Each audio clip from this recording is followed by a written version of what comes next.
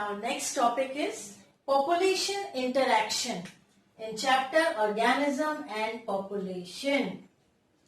Now under this population interaction there are two type of interaction, intraspecific and interspecific. Now intraspecific relationship, this interaction among individuals of the same species. Okay. Now interspecific relationship, this interaction is among the organisms of different species. So there are three types under interspecific relationship: neutralism, antagonism and symbiosis. Now what is this neutralism? Neither of the two species is benefited nor harmed. So the two species which are interrelating or interacting with each other, here in the case of neutralism, neither of the two species is benefited nor harmed. Next is antagonism. One species or both may be harmed. That comes under antagonism. And the last one is symbiosis. Here one or both species are benefited and neither species is harmed. Means in this case both are benefited for each other. So these are the three types of interspecific relationship. Now there is one more thing, positive interaction and negative interaction. Now what is this?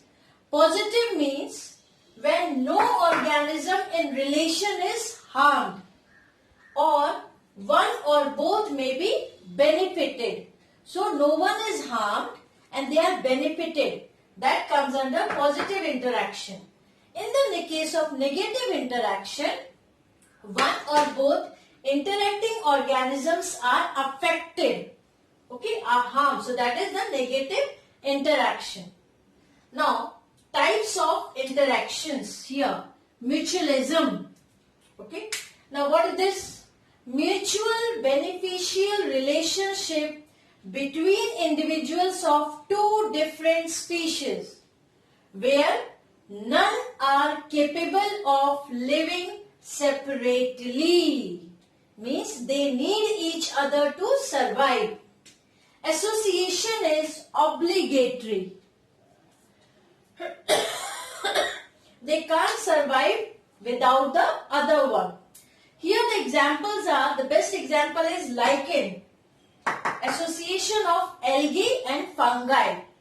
Here algae provide food and fungus provide water, minerals and protection.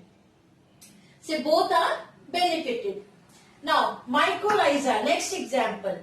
This is association of the roots of higher plants and fungal hyphae. Then pollination of flowers.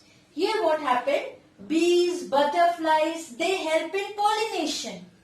And what they get? Bees and butterfly derive food from the nectar. So they are helping each other. So these are the examples of mutualism. Now come to the next, competition. It can be defined as an interaction between organisms or species in which the fitness of one overpowers the presence of another. Right? This one is very important. Fitness of one overpowers the presence of another. Now the organisms compete for food, water and territory. Okay. Now it is of two types, interspecific and intraspecific. This competition. Okay. Now there is one hypothesis called Gall's hypothesis or principle of competitive exclusion. Okay. Now according to this hypothesis, it states that an ecological niche cannot be simultaneously or completely occupied by established population of more than one species. Means if the one type of species is there in the particular niche, then the other will be removed. Okay. So here the principle of competitive exclusion.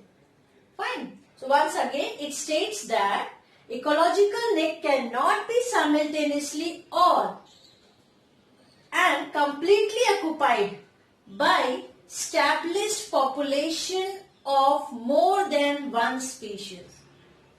Now example here, Abingdon tortoise in Galapagos Island become extinct. Galapagos Island become extinct within a decade after goat were introduced on that island.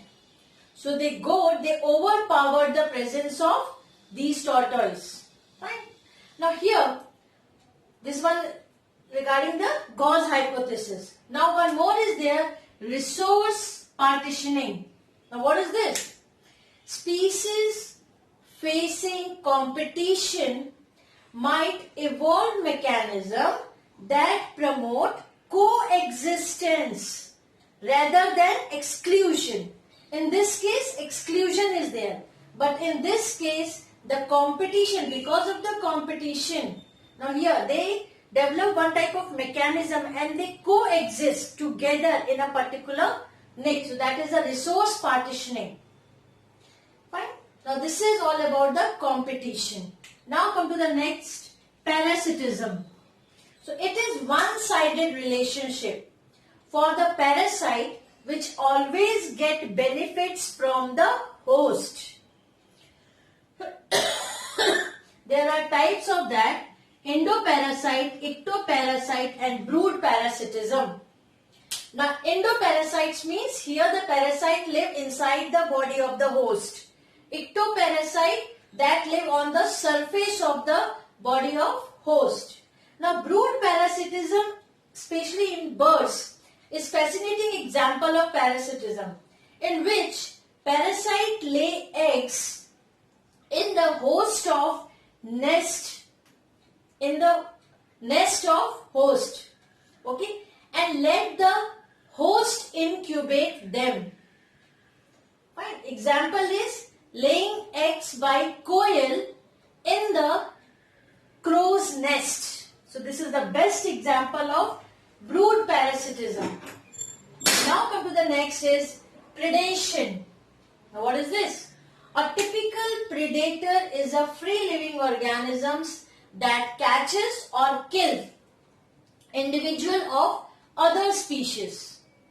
Now here predators play very important role. How? They keep the prey population under control. Here the biological control method adopted in agricultural pest control are totally based on the ability of the predator to regulate prey population. So they are using this one for the biological control method as a biological control method also. Fine. Now come to the last is commensalism. Now in this, one might get the benefit from the association, while the other is neither benefited nor harmed. So only one is getting the benefit from this association, that is commensalism. Example, epiphytes, orchids, they grow on the other plants, isn't it? Now cattle aggregate and grazing cattle aggregate and grazing cattle, and barnacle growing on the back of whale.